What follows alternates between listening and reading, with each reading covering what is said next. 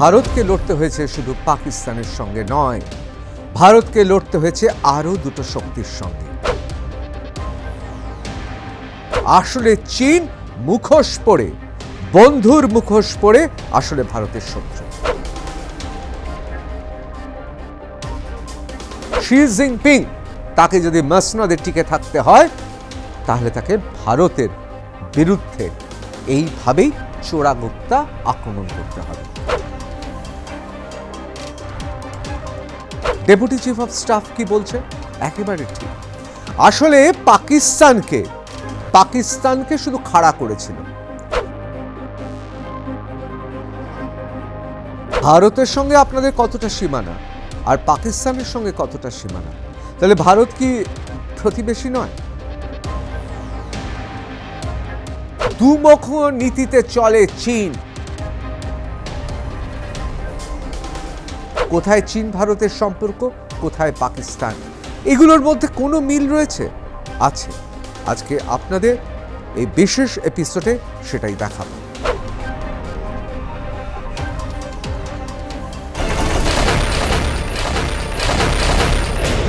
দেখুন, ভারতের লড়াইটা ছিল সন্ত্রাসবাদের বিরুদ্ধে। ভারত যুদ্ধ করছে সন্ত্রাসবাদের বিরুদ্ধে, আর পাকিস্তানে যেহেতু সন্ত্রাসবাদীদের ঘাঁটি, আর সেই জন্যেই পাকিস্তানের ভূমিতে নটি সন্ত্রাসী ইসলামিক সন্ত্রাসবাদীদের ঘাঁটি আমরা ধুলোর সঙ্গে মিশিয়ে দিয়েছি। কিন্তু ভারতকে লড়তে হয়েছে শুধু পাকিস্তানের সঙ্গে নয়, ভারতকে লড়তে হয়েছে আরও দুটো শক্তির সঙ্গে। এক কথায় তিনটে শক্তির সঙ্গে ভারতকে লড়তে হয়েছে। এক, অবশ্যই সামনে পাকিস্তান, কিন্তু এটা কোনো কিছুই নয়। তার কারণ পাকিস্তানের সঙ্গে লড়ার কোনো অর্থই হয় না, তারা আমাদের সামনে দাঁড়াতেই পারবে না। পাকিস্তানকে পেছন দিক থেকে দুটো শক্তি সাহায্য করেছে, এক তুর্কিরা আর আরেকটা হচ্ছে চীন। কেন বলছি? তার কারণ যত সময় এগোচ্ছে তত সেটা পরিষ্কার হয়ে যাচ্ছে। দেখুন, চীনের মিলিটারি বা আর্মি হঠাৎ ভারতের ওপর এত ক্ষেপে গেল কেন? আগেও তো আমাদের সঙ্গে তাদের সম্পর্ক ছিল। মুখে কূটনৈতিকভাবে চীন সবসময় কি করে? ভারত বা ভারতবর্ষ সম্পর্কে তারা বলে, আপনারা প্রাচীন সভ্যতা, আমরাও প্রাচীন সভ্যতা। চৈনিক সভ্যতা এবং ভারতীয় সভ্যতা একটা কোথাও যেন নিগুড়ো গুঁড়ো গভীর সম্পর্ক আছে। বলে সবসময় আমরা দুটো দেশ মিলিয়ে ব্যবসা আরও বাড়াতে চাই, যাতে দুটো দেশের জনগণের কল্যাণ হয়, অর্থাৎ চীনের জনগণের কল্যাণ হয় আর ভারতের জনগণের কল্যাণ হয়। কিন্তু এগুলো শুধু মুখে বলা স্তুতি ছাড়া আর কিচ্ছু নয়। আসলে চীন মুখোশ পরে, বন্ধুর মুখোশ পরে আসলে ভারতের শত্রু। আইফোন 17 তার প্রোডাকশন, অর্থাৎ সেটা যেখানে উৎপন্ন হবে তা নিয়ে আরও স্পষ্ট হয়েছে। এবার আপনারা আমাকে প্রশ্ন করতে পারেন, কোথায় আইফোন 17? এটি মার্কিন যুক্তরাষ্ট্রের কোম্পানি, অর্থাৎ অ্যাপল। কোথায় চীন ভারতের সম্পর্ক, কোথায় পাকিস্তান? এগুলোর মধ্যে কোনো মিল রয়েছে? আছে। আজকে আপনাদের এই বিশেষ এপিসোডে সেটাই দেখাবো। আমি ঋতব্রত ভট্টাচার্য, শুরু করছি রণক্ষেত্র। দেখুন, China wants to heart India, এবং সেটা এই অ্যাপেলের আইফোন 17 নিয়ে।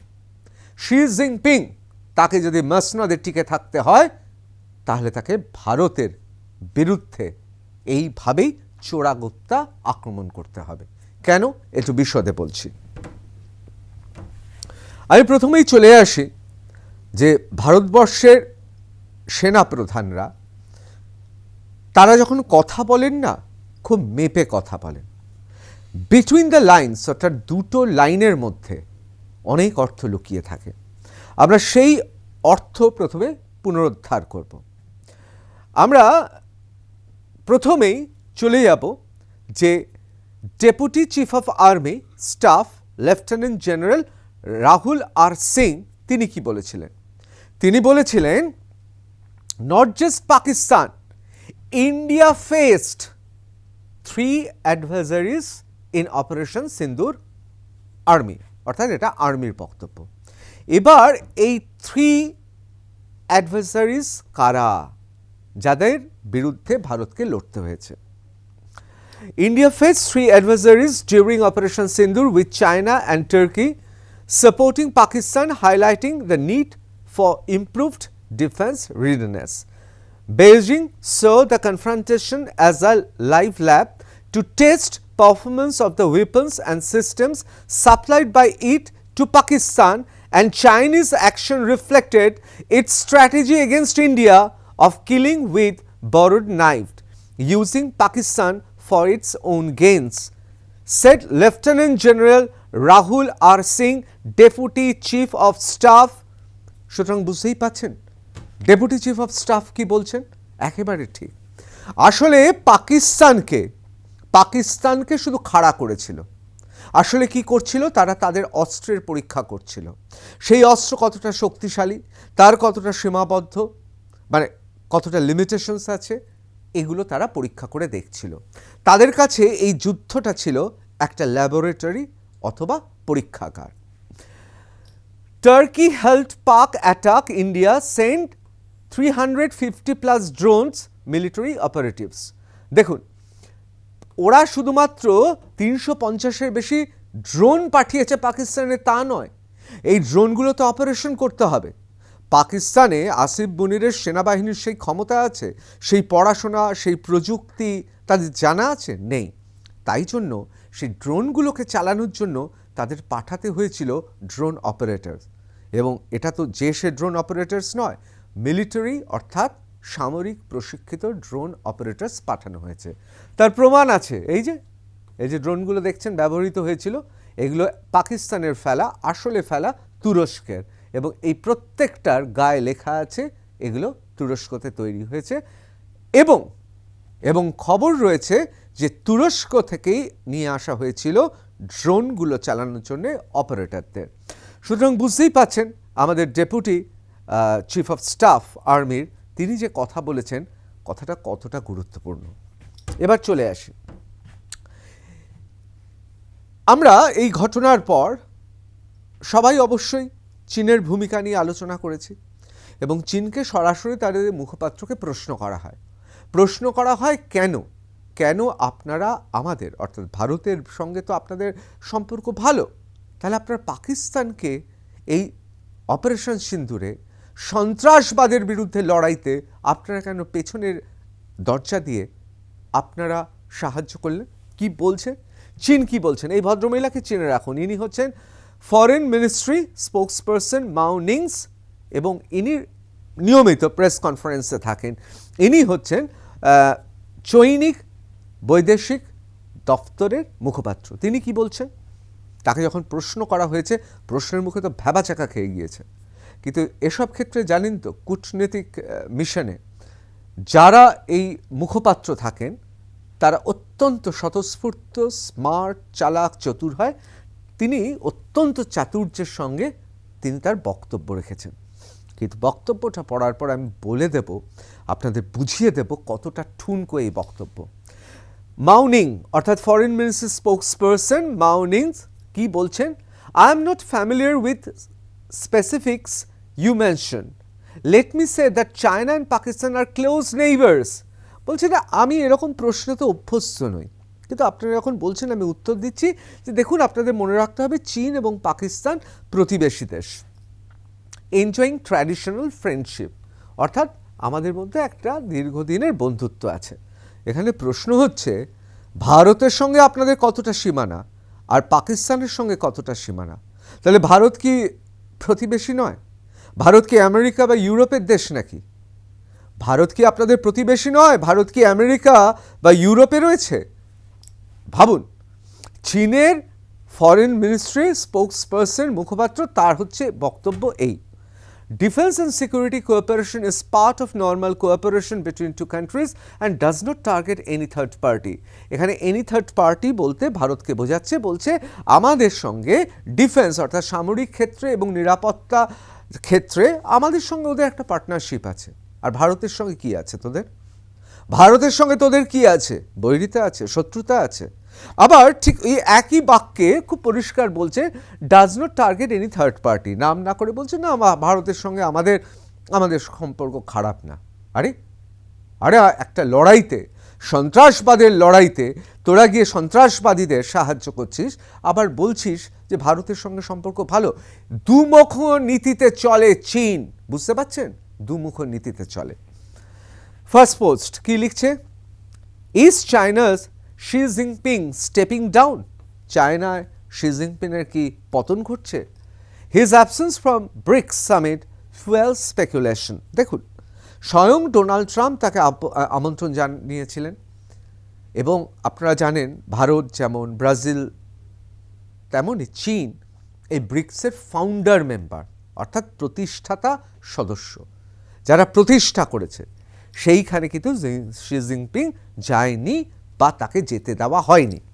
আর এখানেই উস্কেছে, এখানেই সবাই বলছে যে তাহলে কি কোথাও ক্ষমতা থেকে শি জিনপিং সরে যাচ্ছে?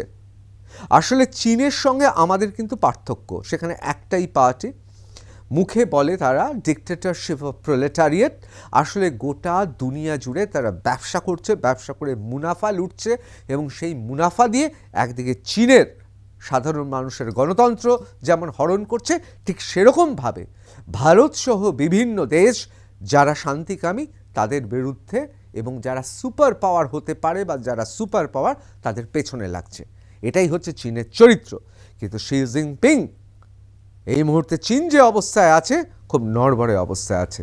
সুতরাং তাকে কিছু একটা করতে হবে। কি করতে হবে কেন বলছি?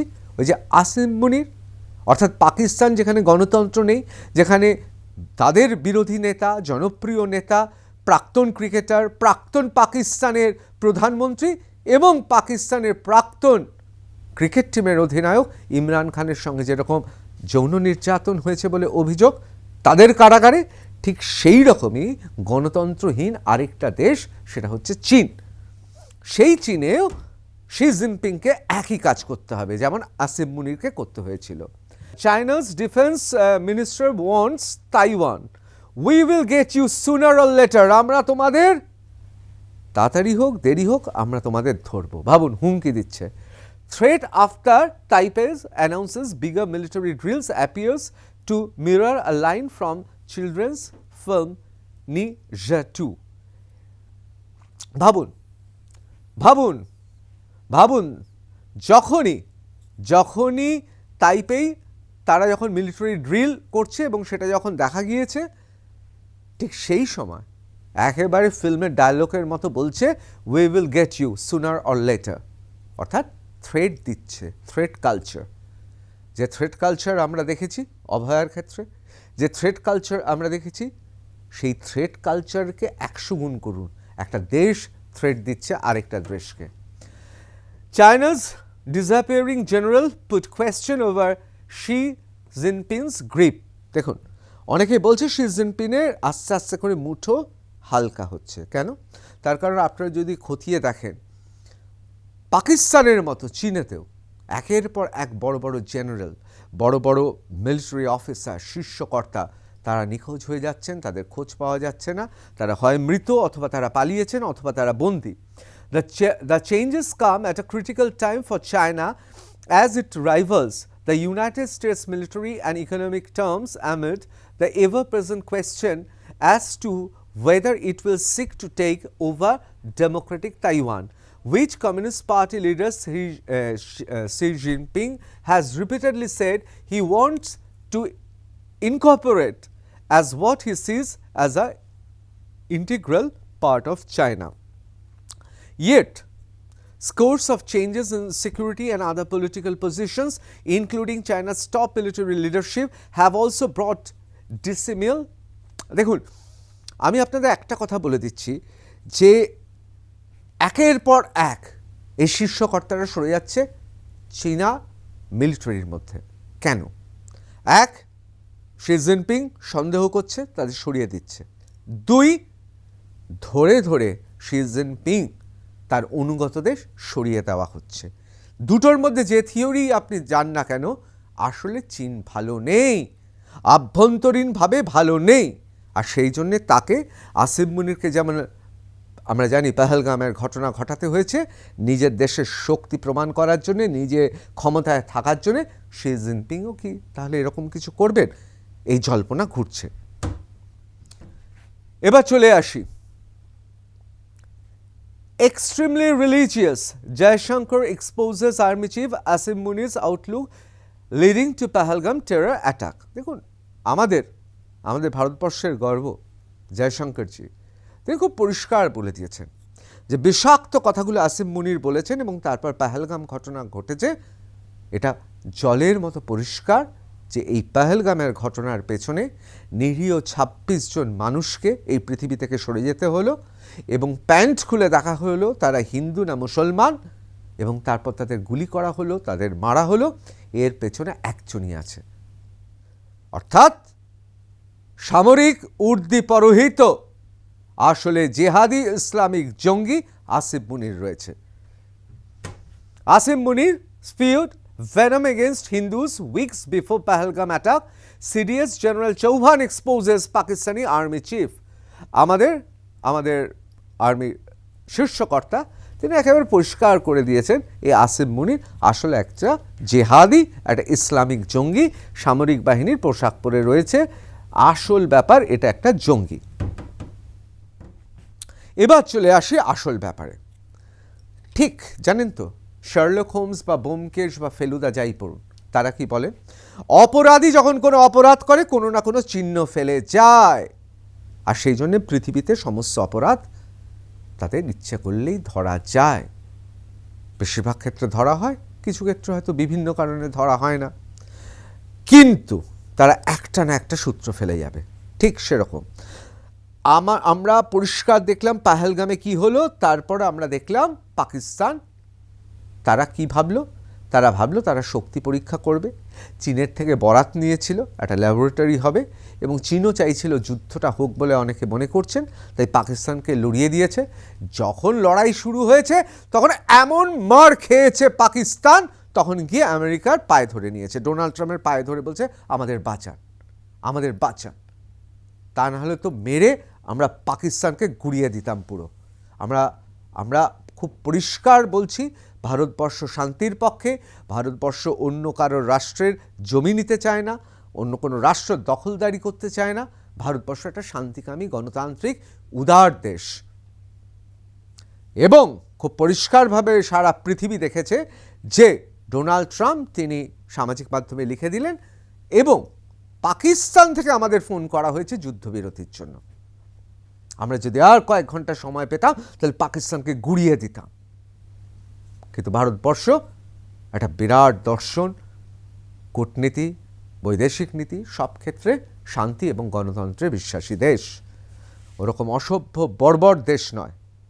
বাংলাদেশ এবং পাকিস্তানে গণতন্ত্র নেই, অসভ্য বর্বর সামন্ততান্ত্রিক দেশ এগুলো, সুতরাং আমাদের সঙ্গে তাদের তুলনা চলে না।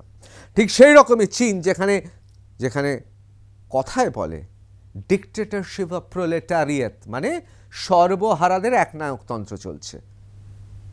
তারা আসলে কি করছে? আসলে বেনিয়া, তারা গোটা পৃথিবী জুড়ে ব্যবসা করছে।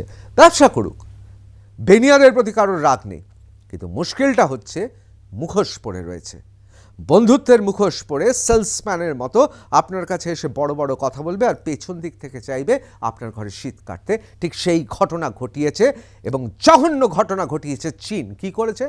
Foxconn to produce iPhone closers in Tamil Nadu as Apple ramps up India expansion. আপনারা জানেন যে ভারতে অ্যাপেলের আইফোন 17 তৈরি হওয়ার কথা এবং তার তোড়জোড় চলছে। এবং দেখুন, যারা ওখানে কাজ করেছে, এতদিন তো চীনে হতো, এবার চীনের সঙ্গে তো ট্যারিফ ওয়ার লেগে গিয়েছে, সুতরাং অ্যাপেল চাইছে এটা ভারতে হোক, এবং সেই জন্যে কি রাতারাতি তো হতে পারে না, সেই জন্যে তাদের প্রায় 300 দক্ষ ইঞ্জিনিয়ার এবং ওয়ার্কারদের নিয়ে আসা হয়েছিল, শ্রমিকদের নিয়ে আসা হয়েছিল, তারা যাতে ট্রেনিং দেয় ভারতীয় শ্রমিক এবং ইঞ্জিনিয়ারদের, তারপর থেকে অ্যাপল এখানেই প্রোডাকশন করবে। আর সেখানে ফক্সকন বলে যে কোম্পানি রয়েছে, সেই কোম্পানিকে দায়িত্ব দেওয়া হয়েছিল, না তোমরা এসে তোমরা কি কি কাজ করেছো দেখাও। দেখুন, আমাদের এখানে সব জায়গায় হয় যে চার্জ যখন হ্যান্ডওভার হয় তখন বুঝিয়ে দিতে হয়, এবং এদের প্রশিক্ষিত করার, অর্থাৎ আমাদের যারা শ্রমিক ইঞ্জিনিয়ার আছে তাদের প্রশিক্ষণ দেওয়ার কথা। সেখানে কি হলো? What Apple's biggest iPhone supplier Foxconn told the Indian government on asking hundreds of Chinese engineers to leave India. পরিষ্কার বলে দিয়েছে ফক্সকন যে আমাদের চীনের যারা ইঞ্জিনিয়ার শ্রমিক আছে তাদের আমরা ফিরিয়ে নিচ্ছি। Foxconn has asked hundreds of Chinese engineers to leave its iPhone factories in India, impacting Apple's manufacturing expansion plans. This withdrawal potentially linked to Beijing's efforts to curb technology transfer, slow down workforce training and technology transfer. Foxconn is আসল ব্যাপার, এই ফক্সকনকে Apple দায়িত্ব দিয়েছিল। ফক্সকনের মালিককে আসলে Chinese government, চৈনিক সরকার, তারা ফক্সকনকে বলল যে তোমরা তোমাদের ইঞ্জিনিয়ারদের ওয়ার্কারদের ফেরত নিয়ে এসো। কেন? তাতে যদি ভারতবর্ষে আইফোন তৈরি করা বা আইফোন ম্যানুফ্যাকচার করা বন্ধ করা যায়। Foxconn has asked hundreds of Chinese engineers and technicians to return home as its iPhone factories in India, with Indian government being informed of the staff withdrawal without being provided specific reason for the move. কোনো কারণ বলতে পারেনি। এটা বলতে পারে যে চৈনিক engineer শ্রমিকরা যে আমাদের খাওয়া সহ্য হচ্ছে না, পেট খারাপ হচ্ছে। এটা বলতে পারে যে আমাদের শ্রমিক ইঞ্জিনিয়াররা তারা খুব লোভী, আমাদের দেশে অত খেতে পায় না, ভারতবর্ষে এসে এত সুস্বাদু খাওয়ার পেয়ে এত গপ গপ করে গিলে ফেলেছে, পেট খারাপ হচ্ছে তাই নিয়ে যাচ্ছে। না, এরকমও কোনো একটা যুক্তি দেখায়নি, তারা ফেরত নিয়ে চলে গেল। More than 300 Chinese workers have left the facilities over the past 2 months. Bloomberg reported dealing a significant blow to Apple's manufacturing expansion in the country. তাতে কি হয়েছে? তাতে অ্যাপেলের ম্যানুফ্যাকচার ব্যাহত হয়েছে। আসল লক্ষ্য কি? তারা জানে ভারত তাদের মুখের সামনে থেকে ছিনিয়ে নিয়েছে খাওয়ার। প্রযুক্তিতে, বুদ্ধিমত্তায় আমরা এগিয়ে রয়েছি, যদি কিছু ক্ষতি করা যায়। এই জন্যে আপনাদের বলছিলাম যে অনেকেই আপনারা বলবেন এই যে এটা তো একটা ছোট ঘটনা, অ্যাপেলের মোবাইল, এই মোবাইলটা এখানে হবে না ওখানে হবে, এসবের সঙ্গে আমাদের সম্পর্ক কি? সম্পর্ক আছে। এরপরের স্লাইডটা আরও পরিষ্কার হবে। China bans iPhone use for government officials at work. Restrictions are the latest step by Beijing's campaign to reduce reliance over overseas technology. ভাবুন, বৈদেশিক প্রযুক্তিকে আটকাতে ব্যান ঘোষণা করে দিচ্ছে। How Apple flew 6 cargo planes to ship 1 million plus iPhones from India to beat Trump's tariff, 6-hour green corridor and more. Apple moved iPhones from India to America. This was to dodge possible tariffs. The company chartered cargo flights for this. About 1.5 million iPhones weighing 600 tons were shipped. Apple also step up customs clearance at Chennai airport. India is becoming more important for Apple manufacturing outside. Apple has reportedly chartered multiple cargo flights to ship estimated 1.5 million ভাবুন iPhone, মানে যার ওজন হচ্ছে 600 ton, Bharat থেকে ইউএসএতে নিয়ে গেছে। কেন? তার কারণ আপনারা জানেন যে ডোনাল্ড ট্রাম্প যে নতুন ট্রেড ট্যারিফ করেছেন। এই পরিবর্তিত অবস্থায় এই আইফোন তৈরি করার ক্ষেত্রে, উৎপন্ন করার ক্ষেত্রে, আইফোন 17 তো মার্কেটে আসছে, এক্ষেত্রে চীনের এই পদক্ষেপ অনেকে বলছেন, তার সঙ্গে তুলনা করছেন শি জিনপিংয়ের, এর সঙ্গে তুলনা চলছে কার? তুলনা চলছে আসিম মুনির। তার কারণ আসিম মুনির জানে হিন্দু বিদ্বেষ ছড়িয়ে